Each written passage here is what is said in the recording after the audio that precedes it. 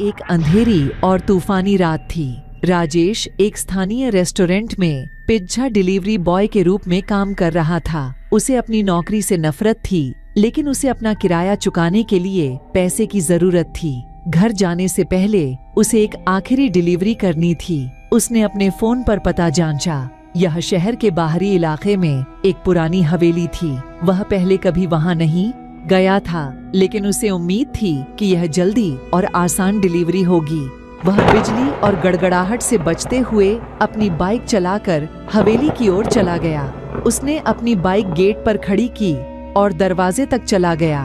उसने घंटी बजाई, लेकिन कोई जवाब नहीं आया। उसने दोबारा फोन किया तो अंदर से धीमी आवाज सुनाई दी। अंदर आओ, दरवाजा खुला है। राजेश झिझका, लेकिन उसने हवेली में प्रवेश करने का फैसला किया। उसने दरवाजे को धक्का दिया और वह चरमराकर खुल गया। उसने अंदर कदम रखा और एक मंद रोशनी वाला बल्ब देखा।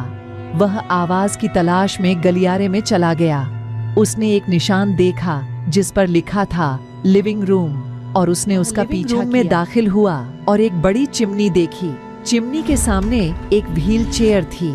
व्हील चेयर में एक आदमी था। वह बूढ़ा और कमजोर था। उसका चेहरा पीला और आंखें ढंसी हुई थीं।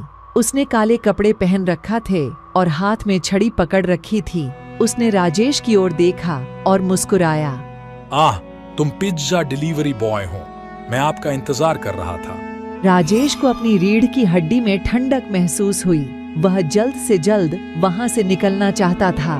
उसने पिज्जा बॉक्स को एक टेबल पर रखा और कहा, ये रहा आपका पिज्जा सर। इसकी कीमत 200 रुपए है, पैसे दे दीजिए। बूढ़े ने सिर हिलाया। नहीं नहीं नहीं, आप नहीं समझे। मुझे पिज्जा नहीं चाहिए, मुझे तुम चाहिए।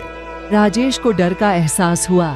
वह बूढ़े आदमी से पीछे हट गया और बोला, तुम्हारा मतलब क्या है? तुम मुझसे क्या चाहते हो? मुझे तुम्हारी आत्मा चाहिए, मेरे बेटे। मुझे जीवित रहने के लिए इसकी आवश्यकता है। तुम देखो, मैं एक सामान्य इंसान नहीं हूँ। मैं एक पिशाच हूँ और मैं लंबे समय से तुम्हारे जैसे एक ताज़ा शिकार की प्रतीक्षा कर रहा हूँ। राजेश हाँफने लगा। उसे एहसास हुआ कि वह गंभीर खतरे में है। वह घूमा और दरवाजे की ओर भागा। वह दरवाजे तक पहुंचा और उसे खोलने की कोशिश की, लेकिन वह बंद था। उसने खींचा और धक्का दिया, लेकिन वह टस से मस नहीं हुआ। उसने बाहर निकलने का कोई और रास्ता खोजा, लेकिन कोई रास्ता नहीं था। वह फंस गया था। उसने अपने पीछे बूढ़े आदमी की आवाज सुनी। परेशान मत हो मेरे बेटे, बचने का कोई रास्ता नहीं है। मैंने अपने जादू से दरवाजा बंद कर दिया है। तुम अब मेरे हो और मैं तुम्हारा खून पीने का आनंद लूंगा। राजेश चिल्लाया। उसे अपने कंधे पर बूढ़े का ठंडा हाथ महसूस हुआ।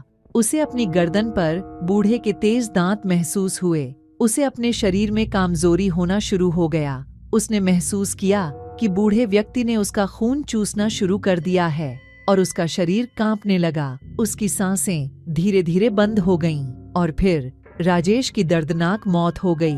कहानी यहाँ पर समाप्त होती है। चैनल को सब्सक्राइब करके घंटी बजाना ना भूले। हम मिलते हैं आपसे नई कहानी में।